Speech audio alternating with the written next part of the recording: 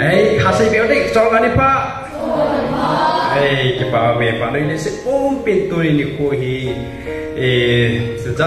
cho mình kia mình na ai đâu lên to na mình khát bol đi ngang chắc là sao bôi na này giống lên và thiên mi tiền tôi đi phá na ama đi cô cho tôi đi cô những cái sự quan tâm và cái bà ta là thân ông ta mà hốt không thì đi ngang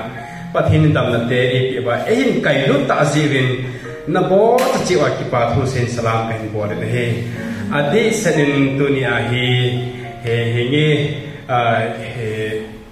puti de hang pa ti dam he te pon he puti yeng ka tin na nếu bạn lu kang ko ga man he pun kilo jing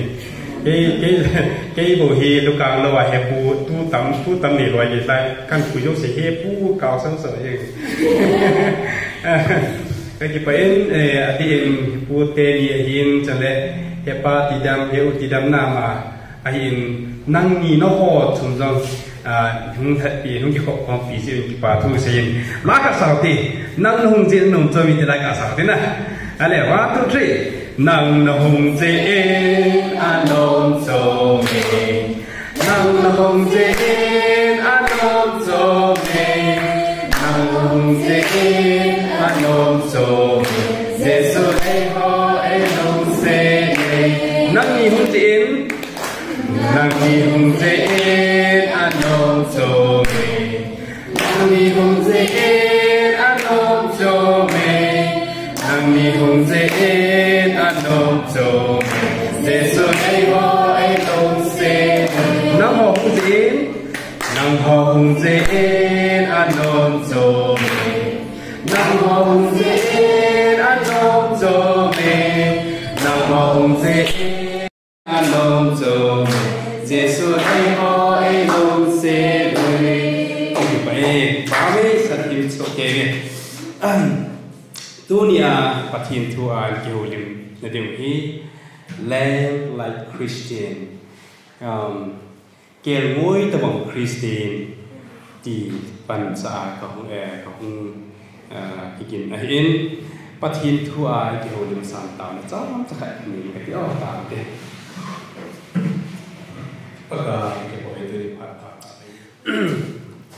và nói lên sự ung bì về này là mi dấu gì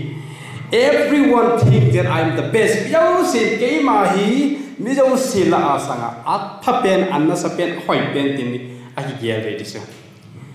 cho nên mi khát chọn cái hi powerful cái tháp bên cái hi cho nên cái hi mi tiền đi học biam min thằng bên alo là cái hi có mình chỉ bên để thì mi dấu gì là cái gì này giống là mi dấu gì à best à hỏi là đi ngào à hỏi chúng nung bên thì mi dấu gì cái nô bên này đi sao anh we think that we know better na mi dấu gì sang cái rồi cái hết này sang dệt na cái hết này sang dệt mình thì cái hết này thu dệt thì cái mi dấu gì cái hạ này đi sao tu phạt được ngay na even na so that we are strong that we don't need someone protection but we can stand in our own feet cái gì cái tha hết nó giống hết kiếm là cái gì phải cái gì được vậy hết nó giống cái kiếm trong lệ hạt nó giống súng nó bay giống quay mà bên bị ngay bụi quay mấy cái thủ bị ngay bụi cái kén mà cái này thì tìm thấy cái tài thì mới tầm tài tu lại không ai mi dấu gì cái kia phá này tại thì chân bà này sẽ ôm bị khăn tô này nó sắp tên bà này sẽ alo điểm tài hiện cái khăn tô na nó sắp tạo hùng chân ý kiến có ý kiến có na amo ho ban bị ngay từ amo ho cái care từ amo ho cái hope đến từ na hệ tập huấn của mình people build skyscraper midam tahin vanoli sit kumpi ahi in som na sata santa ta kisa mambayai chia le pham tulaya india mi hoba muke sambani bangso in a billion sima aman in so som ilanga asima mi asunga na tong mi zanila cha keng ko ding lo mi lak ni mi khanin lắc nhẹ sàn cái gì này mi khát nên kén cọ bật mấy dòng lắc nhẹ sàn tất bằng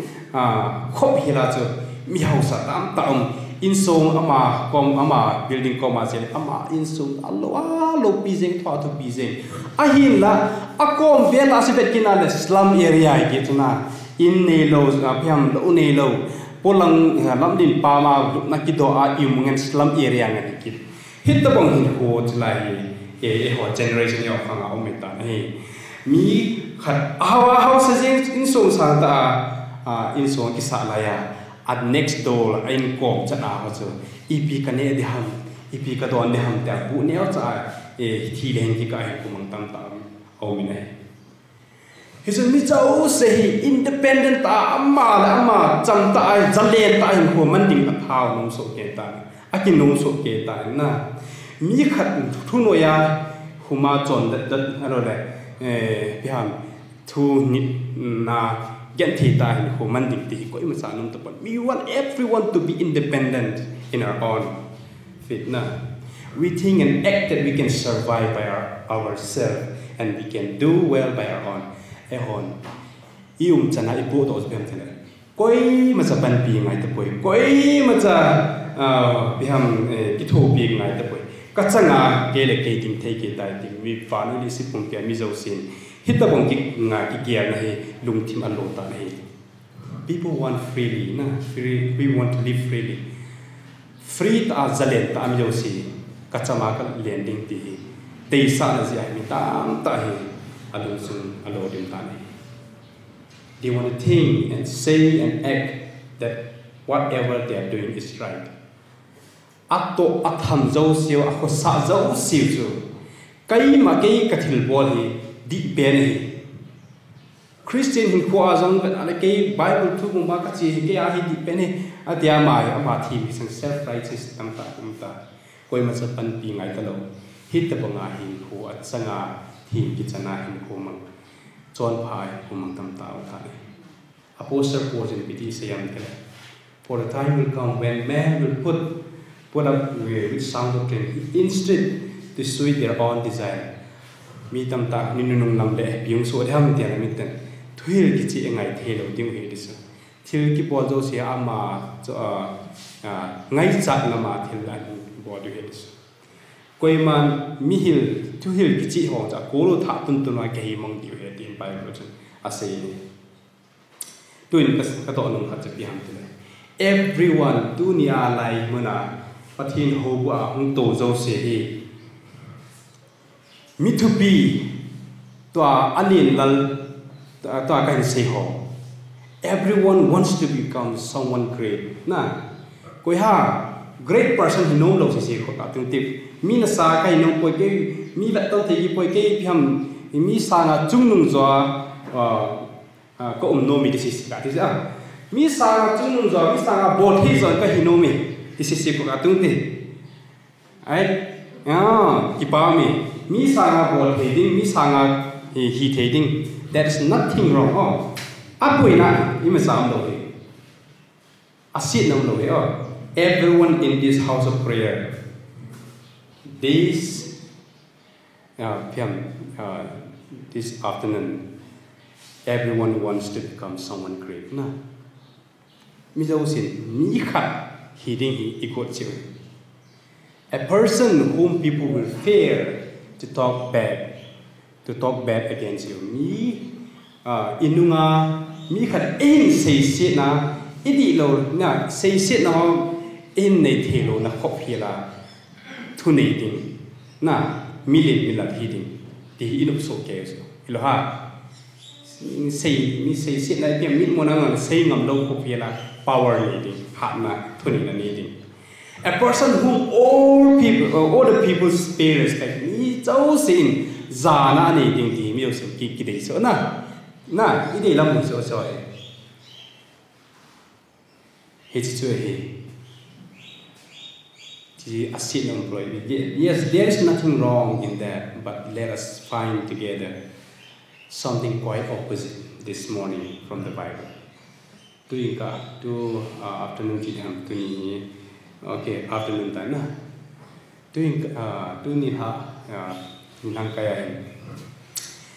Bible assay story isay ho ne opposite deu biam akale lam deu che dunia enda deu Bible him ka topic se bihan het ba lem like Christian na Kelngoi ta bang Christian here chu Bible him Kelngoi ti hi bei zani le somni vitamin phai Izat kita bei zani le somni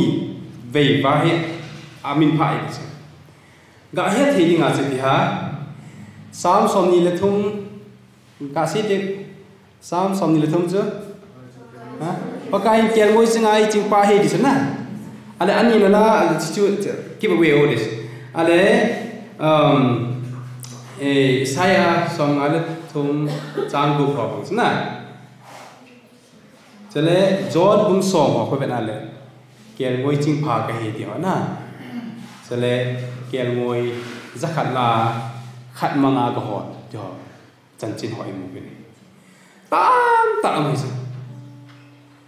zani le som ni zen amin pha cha ai le dunia he se yong de pyam tele there are many references to his people being saved pathin Ami te acha te hi Kelngoi tia amin pha Kelngoi tia min ko so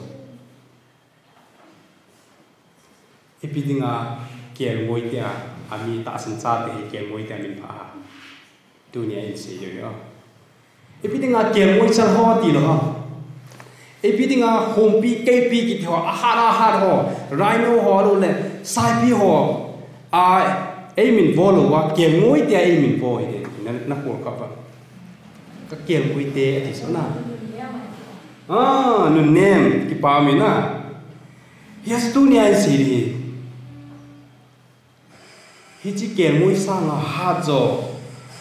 sakol tiger lion ki ti ho aro le the za chom wacha deu ta parrot peacock ki ti ho mang chalowa Kelngoi se anti ham tela where God chose to use the word sheep to identify his followers pathin anung zui te ho cho koi hit nu pakai nung zui di ta ham koi hit di ta lohang ti he to le nga hi Kelngoi di an man chai amen met to lo ha pathin an mi di le di lo anung zui di le di lo chu ke he na di nga chu ti pi ha ma cha chu Kelngoi kiti min hi pana ami te ko wedis ale apan chete ale tua hi Kelngoi ipidinga Kelngoi amin pa Kelngoi ai min vo iden Kelngoi chi to bang ham Kelngoi chan chi to bang ham Kelngoi hi na chi ham ta dio yo characteristic of a lamb or a sheep na Kelngoi alo le Kelngoi sheep le lamb Kelngoi le Kelngoi no dan na to ai te ko se ho ipidinga tiale number 1 also point book kan se sheep are innocent heba monanelo amuya ngui jing na Kelngoi ki ti su monanelo so bela sum ibet le tam hen hun jing so bet la na su khel nei tingang kilom do so Kelngoi so they are not harmful creatures atiso amo hi ima sukhadinga pathin thilsim mama se na le ganchadang hot te linga ma hi mi jong sukha pun tin mi jong hot pun tin na e na le ki chat mi rong pulo so Kelngoi sna they are also a peaceful creatures ne pyam cham thatta ole pyam tam hi view jing hi anun nem dan no angoi dan no se phiam tile chapang ho jing jong akichi piwale I ma cha ti lo hi disuna a phat dan khana Kelngoi so ki chat men put lo so yes chapang jong ji aga kichi pi ying thi so hum pi ho sai pi ho le chap ho jam ni so na Kelngoi ho se vet na ki le koi ma cha ki chat men put lo hi abana che pi ha They are so innocent that they don't even look like to attack us and harm us. They are peace-loving, innocent animals. No, like ama Kelngoi khui Việt Nam này ấy hình talentin ấy hình kinetin ấy khunin ti mo mela kilang lo so Kelngoi na cho point kan này ani na point ni na chu point kan chu ye cái dai ani me chi ta Kelngoi chu innocent very good innocent behind innocent chu mo na I ma cha ne lo na phat a phat jing mo phat jing ale ani na chu sheep are meek Kelngoi cái ngoi thì na mi noi nunga che lo la nun nem yang se thế na ngoi gì ya Kelngoi cái gì đó Kel cha Kel đi Kel đâu Kel ngoi cái phải ngoi rất cô làm thịt bẹ dính na hít tập ngã sự ngoi về chứ cái bà mình they are the meekest like anh a hen they ho hin Kelngoi chân cha hết đi sát tiền cái ta xin na nếu phát được tiêu qua họ pi putih họ dan hết đi về they are the meekest creature who knows their place and willing to submit. They look so meek that there is no sign which can threaten us.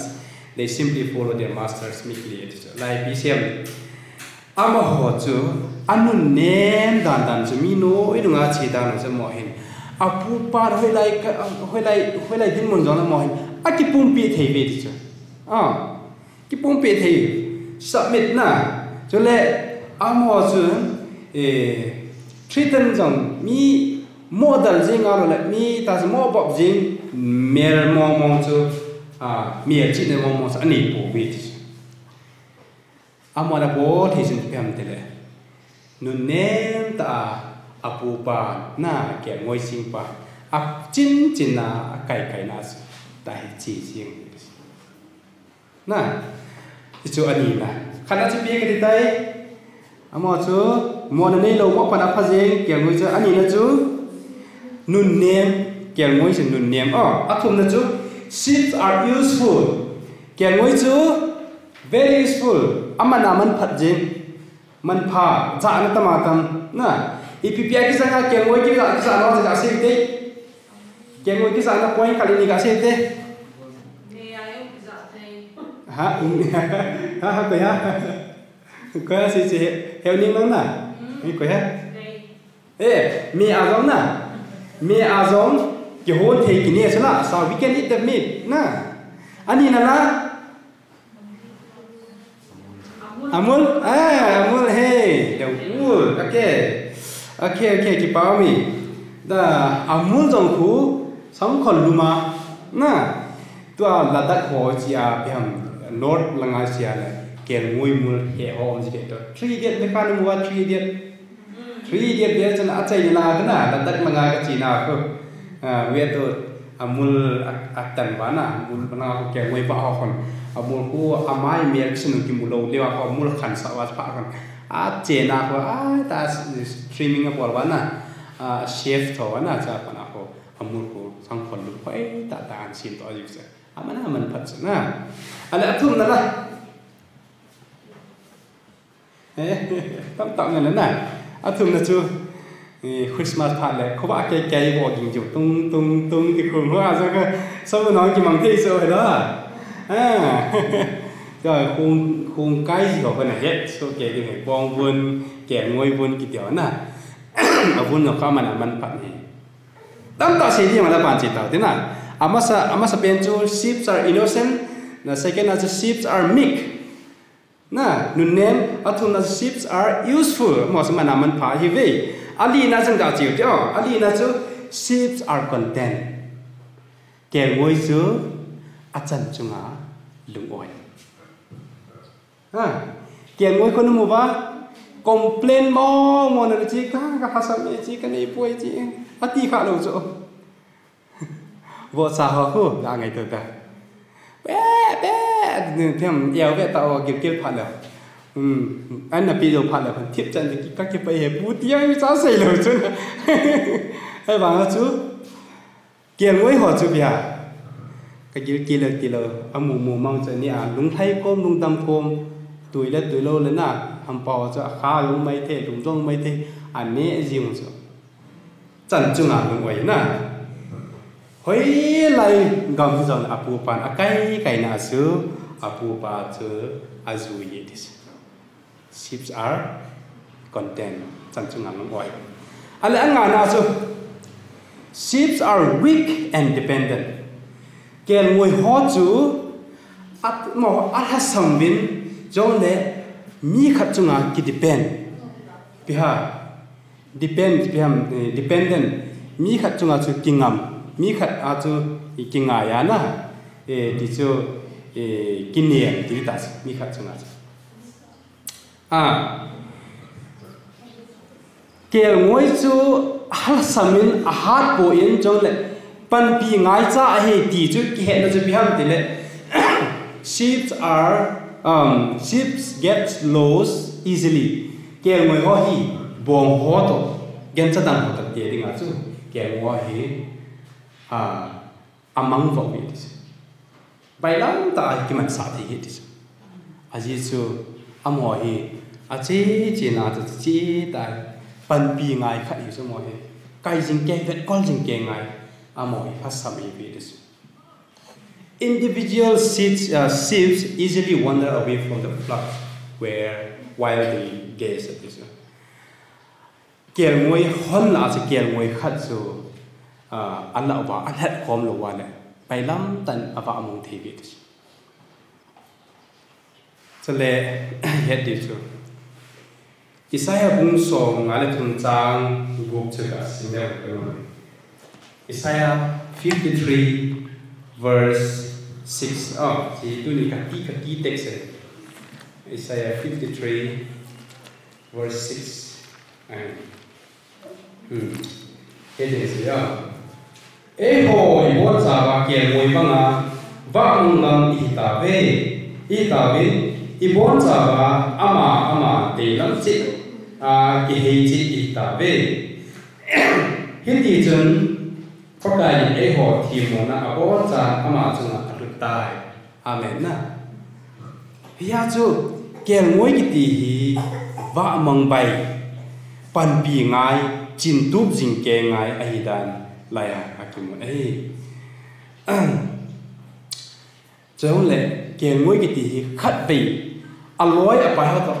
ahona achi khom kuna ahon ho la aku ahung va mo ngai le hi si kel ngoi chen ahon ho ai ho do kit na ding ho pha tam ta lu nin amang ji bi dis ai si ahon na hun hat du kin ding ho ha sa asa the we ati me they cannot find their way back if they once lost and they have to be tended with great care and gentleness hi si a chom mang bai a hi si wa so mo hi pha te ta ngai lu na nei ta hall de ojing ke ngai chong le phat ta bet kol ngai hi this agum na cha pyo chi point agum ha chai nai chu pa le pa explain kong chi ki ni sheep trust their shepherd kel ngoi ho hin apu pa ata san jing ni this kel ngoi ho hin apu pa ata san jing ni tir pi dang no le apu pa chu mu ting ma la ta san jing ni no matter what they put their 100 trust in their shepherd, they think and know that their shepherd knows the best. And he is the only hope in their life. I tabangin til hung zong le amahon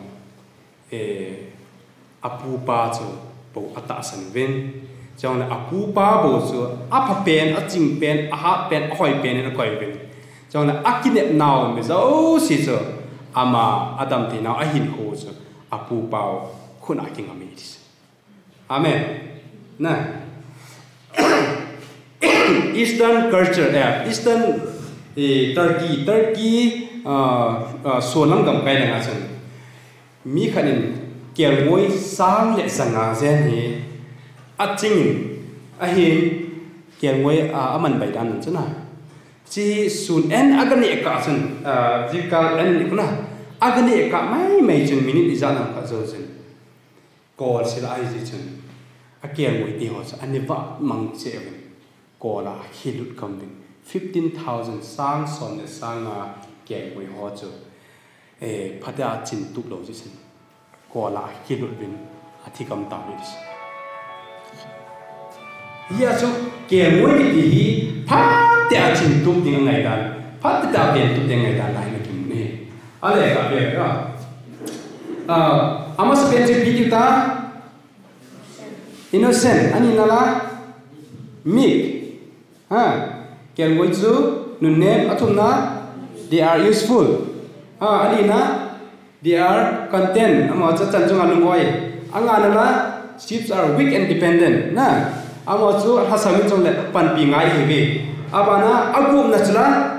sheep trust their shepherd Kelngoi ho chun apupa achingpa chu atta sanjing be this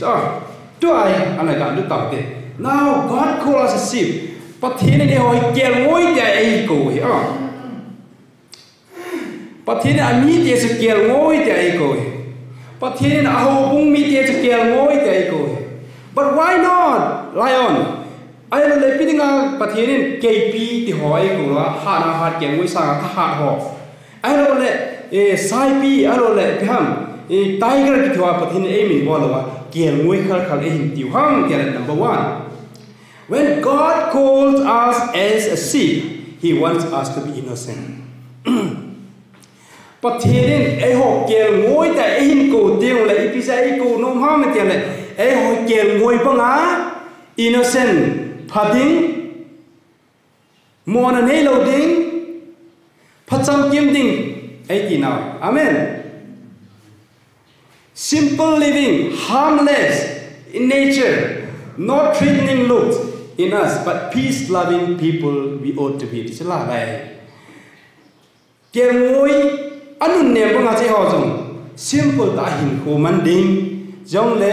mi te bet na chu ki chat mer put lo ding mi te bo lung chang lo le pham mi te ga su se a lo le mi te thiel danga ki chat sa lo ding ai là chăm na zalen na mi te ngai lut na mi te lu sit ni Kelngoi bangai hin ko man ding ai di sa na wi amen amen ani na point number ni na when God call us a pathine de ho Kelngoi ta hin ko ting le pisai ko nom ham te le he wants us to be meek in our nature ai ho hin da hin ko wa I chon da wa I tin chon dan wa hi Kelngoi banga nun nem ding ai ding na hi amen koi ta bang nun nem lo in kho tu ne Kelngoi bang nun nem chu tao ti ka ti no này we should be submissive Kelngoi apu pa ko mai mi zo se ki pelo bang ai ho so ki pelo ding ti wat sa na hi we should be able to admit our own weaknesses dunia he hon I mo now it see here now mi khat lu I su na ho ho zo siang chu ke ka mo I cái phát lộ gì thì biết cái bọn làm ngay hết đi. We should be meek, kineo sading. Kelngoi ma kineo sading, never to act proud. Kilit sa kiti jong he, polo ding tin he đi. Boastful of nothing, projecting Christ's looks in our face. I mai so hai Jesus Christa ahu po to thi liu ding mi te ai mu thi ngai ko man thi dis Matthew 5 verse 5 to be here blessed are the meek for they will inherit the earth atisla minun name ho sa nun no mi jinan tile amahon leisi da lo di Hello ya lấy xe lô tiêu thì thiel đăng xin hello sao minun nem ho chun anun nem wa Kelngoi banga hi kho man wa kita ta pu pa se banga chon wa le Jesus Christa hung pha le ma tha le tha an sim ting le lấy xe lô dinga pathin tu nya ai tip you amen ipa mi la se do ne ro thi vi khawi ka tin kom so okay de kan chai ba di tai ka ti se di sao lo de thiên gia này gà tiếng tê gà khéo tê tôi sợ thiên ta bên na cái ông cái làm thiên ta nhỉ cái gì sợ tạo đầu tiên cũng cái nọ đi tại đây có thể cái mà đầu tiên thì sẽ tú tê tôi tê lên ok ba mi abana chỉ kiến tiếc này giờ chụp bắt thìn milung min nun nè họ anh nun nom hi trên tận mòn lấy xịt lỗ tiếng he thì chúng ta dunia lấy xịt lỗ nó ba thà lấy thà bắt thìn to áp tôn sọt này khu măng nom kí bạc thân mình khu măng nom họ xí chân kèm ngôi bằng anh nun nè đi Asia sang nom he thum na chú bị ta hết ba thum na chú ai thum na chú rồi gì chú useful okay. When God called us to pay in a hole to get away the in bar in go dim one get away bang a hole to useful man padding in ko wahi a biham mi te ading a zong thilpa chom hi ding ho bung sung hian lang ho sung hian lang nam sung hi zong le pathin pakaya che a hole zong pathin thu za la chu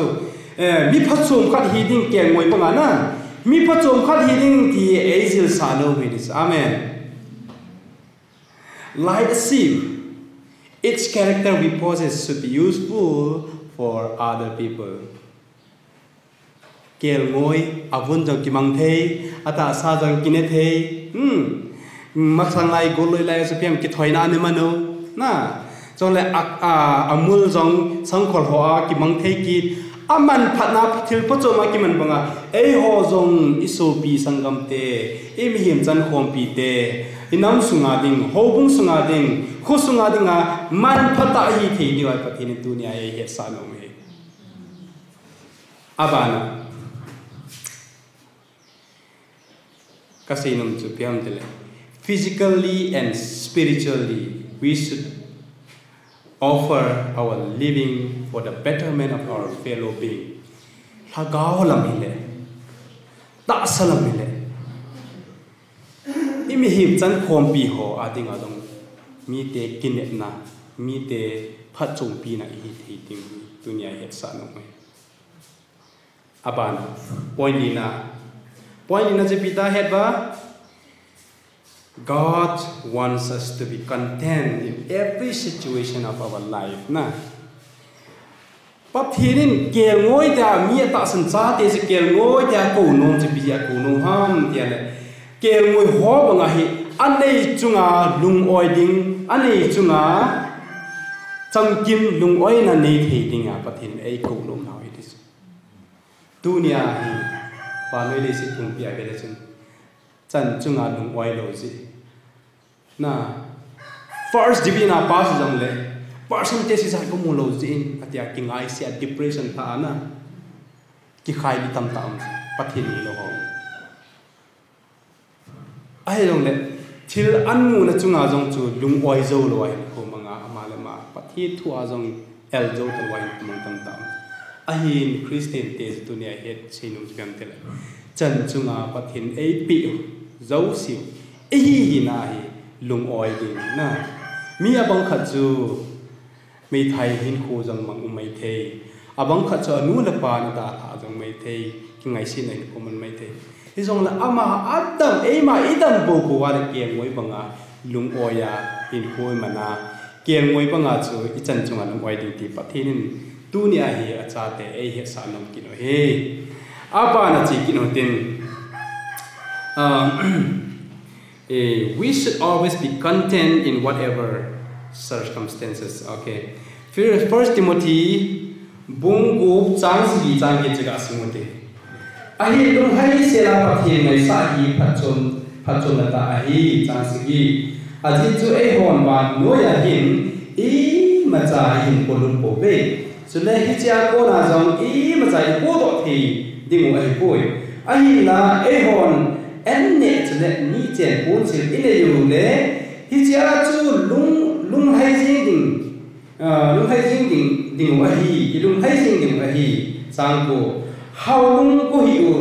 ho wang chu khen na le thang ko la chule ngol na tin tang le su se non na lam tam ta halu jivin su gam na le man thana aha num sa jive atin thing sim na pathi bu yan lang hi ya chu dunia how lung ko hi pe na ile chung ni chen pon se ni ya en ne ring ne ba hi cha chan lung oi win ati jing tu ne Kelngoi panga chan changa lung oi ding te tu ne ba na sei ki he aba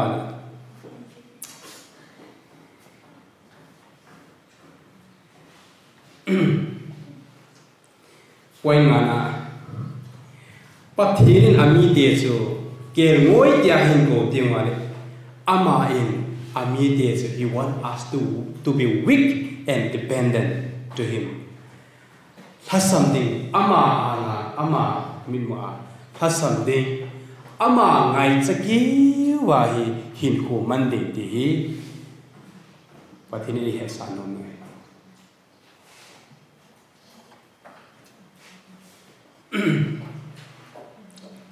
we should realize that in our own we are nothing and we could not do anything good to attain salvation. Ho so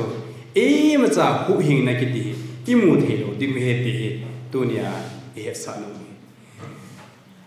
ma ichama pi thelo ichama hu hing na ki mu thelo but we fully depend on Christ and Christ alone. Jesus Christa le ama bua so hu hing na om he ho chon phat banga so ina to hat banga so hu hing na ki mu thei so mai boy Matthew bung som ni le gop chang som ni da kha cha sim ka de Matthew het na nan ha lo ne dingon ki ngun ta ngun tha gao wa ni na ko na ta san lo a zo ji boy na zo boy het na nan ha lo ne ding ki ging sing in umun tao jing na di na tu ni ai het ta bang so hu hing na salvation so imu ti na ding wa so het na talut lo wa fully depend on God na pathina chu ki ngap jing ki sia lu jing ni he ti e sei nun na he zon som na nga la chang gop chen jesu ke ma deng bi wi ta hi na ho ba ni ve na I am the vine and you are the branches if a man remains in me I in him ko le ke ya uma chu ki yam ama ko me he will bear much fruit. Ko hele kia be jing chu jing ke jing ha ga na ga ji ve chu a hin ama ta khen chu thi ji cha ga ji ko ti na yes Jesus Christ ki be jing ke Jesus Christ jing ke ga jing ke ding ma ai di he point bu na chai ya ni tai aten ngai no when God calls us a sheep but he ne de ho Kelngoi ta in ko ting wala epizia ko hang te he wants us to trust our shepherd. But he did ho he Kelngoi ching pa ta sending Kelngoi ching pa Kelngoi ching pu chu ho ama chu ikingap ding ama thu ai nun ding ti pai ko ha Jesus Christ chu hina Jesus Christ chan Jesus said I am the good shepherd na cái mà Kelngoi ching pha cái hi atin se Jesus Christ the Lord Jesus Christ dunia Kelngoi ching pha mit ta mu thi ho se koi ha mit ya le Kelngoi ching to pastor evangelist ho church member ho hi ya Kelngoi to ma se Jesus Christ dòng hi Kelngoi e ho tingai Kelngoi pu lampi ancient bi tu se Jesus e ma Kelngoi ching pha kai I am a good shepherd atina here to proverb bung thum chang a chan trust in the Lord with all your heart and lean not on your own understanding atina nang ma chi mai me I so in atin Jesus Bible to him ne kain ka het be num chi ham ti le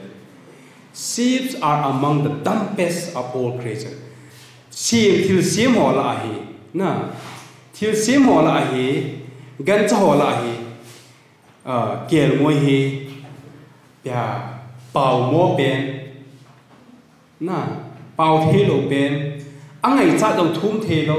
anat dong sei the lo mo pen jing gan cha dang ho ko pe leo chu ya ki bien na ding ni so rhino ho kun ki ani so sai kun amol ani so kp kun ha chale atin na ani so ki ven ne ani so ke ve so a hi ya ken ngoi bang ki ven ne i ma cha ni foi they have no surviving skills whatsoever. They are totally dependent upon the shepherd. Apu pa so po piama kingam jing with the shepherd. Like the sheep, we as Christians cannot live by ourselves. Christian tell Eho samahi hing thei ipovis. Jesus Christa bo. Ahi ngayodis. Isaiah bu song ngale thum. Sang bu chun apian si kitne. Eho ibon saba kelngoi banga ba mong kam itawe. Ibon saba ama delam chi he chi itawe. Hidi chun pakai eho thimona abon sa ama sunga hita na kelngoi banga ba chi itawe dis. Yes, kelngoi banga hi apu pa ki ngam jing ibu eho pathi na ki ngam jing ibu be in ho jong ama ai bo accident to na ki cha ying the gari to na ki cha ying the al le lampi chi wa jang mun chi ma mun ka thi ying the to lai ko chom dan na pathi ko na ki ngam jing to ba he ti jong le we cannot earn our salvation by our good deeds e hon to phat ji wa jang hu hing na e ki lo lo the ai po dis Pitinga pathi ta si ham tile because you are a sheep and you cannot save yourself. Nang kelngoi na hin nang kiu hing the ni po nei po dis surviving skill nei lo si hoi kelngoi banga na. No matter how hard you try, te bangin nang bo jong chin na feel na lo sab thi bijinam te Bible Isaiah bu song le di song bu le di chang bu chen hedin se kabon chawin mi bo bet ka hita ve chele kathil di bol cheng siu jang von bisubu abang gam tai kabon chawin na thil bangin kapul gam ta kapul gam win kathi mon na cheng siu din hui ho in e ho mang gam ta ve dis I chon phat na ho jang chu ki da om bep seu na ya so bi te ho dunia ka sei nom chu yam tele let us not be a lion where people look at us and run in fear of us. Eo hi KP humpi KP ba kai ho to pang umpo de KP ba kai ho so min abezin ai tha ding hin azam chi wi dis a hin kelngoi ta bang de dis kelngoi to hung ba ting ba le mi ten ai ngai di dis cha pang neo cha chan long ai bok tim I chung wa ki khai ding mi tam ta I ki neo sa ju as mi tam ta mo e ya ko na ki neo sa da an je ding jalen ta ai ki go pi ding I chung wa ki khai ni dis kelngoi lim pu te 70 Adventist day I het now in ki song po tin Bible thu I het jing ki song po tin thil pha neo khai bol long le ki sei pom le po tin a hin sheep kelngoi bang hin paditan in ko mangotis let Christ be seen in us min ten e ho in ko ba hin Jesus Christa men mu do hen I kom pawa jong mi ten thu poi mo alo le pyam thu gil alo le e kom paw mu po do jo se khoi zo bang in thum hen in to jong pathin thu ta ki to hen dukan bol hen nang le pyam ti khai bol business hen nang bi zo sing le ne ko cha ko ki teo jong in our deeds I bol zo siong pa thin dei la bi hen in our dress ki bon now jong pa thin lung dei to ki to hen in our lifestyle I hin dan son dan ba jong Christian kelngoi ta bang hin ko mangote so that many will be attracted to the foot of the cross to think that pathin in a hot chon na hi na chal ba mi tam ta in I chon na ko na I hi na ko na chu kelngoi lim I put na ko na mi tam ta Jesus Christa keng bul in thut thei de amen It's a Christian house. If we don't hold up the Bible and go about preaching the word of God, even a hon Bible joy tin chiêu tin trong cái xây hi trong leo han ít chọn nào ít cái chọn lifestyle họ cháu xia con này bắt thiên ni bắt thiên kem bồ la vi tam ta in point to take it is to be Christian in the name to be humble down cái nè sa cái nè phi cái Christian in coi kem ngồi bằng as a Christian you and I should be willing to become fools in the eyes of many Christian in ko iman nahi Kelngoi lung iput nahi mitam ta min muasu mingol pa minoi nung pa ta min in mu ting no problem kho poi Jesus Christa jong tu bangas min ni polo people consider you as a fool if it is for Christ's sake because that is what Christ wants from you na but he nin miden mingol ya nen hoa ai dòng này họ bôi ai Jesus Christan hi chu hi Jesus Christa là mingol ta min se dòng lệ but he nin adi chi chu tu ni khoai hin ka ko do nom chian te Kelngoi ta bangin hin khu ka thấy kham ka zo kham mang in ka te ka na to hian na ka kam pao hian na ka ki von dan hian na ka chon dan hian na i ma zo si ka bol thi chan ka zo khamin Kelngoi ta bangin nun ne ta ni ti e ho la hom kha le pathin jana patin maya ting so ke tin ke man ta na kan ni koi ta bang Kelngoi bang Christian ko kaman no me ke zo ka zo khamin ko kai ko pi ta ni ti yung ba le di wo ke pa mi tao là sống chắc ni cái tin các bạn chạy tập cho này tao thì bác hình dung tìm tập bản bát thì cái tập biết tu ni hết ba thà bia nó mà cô nó có giá trị nó còn cái ba cái gì vậy bát thì năng mà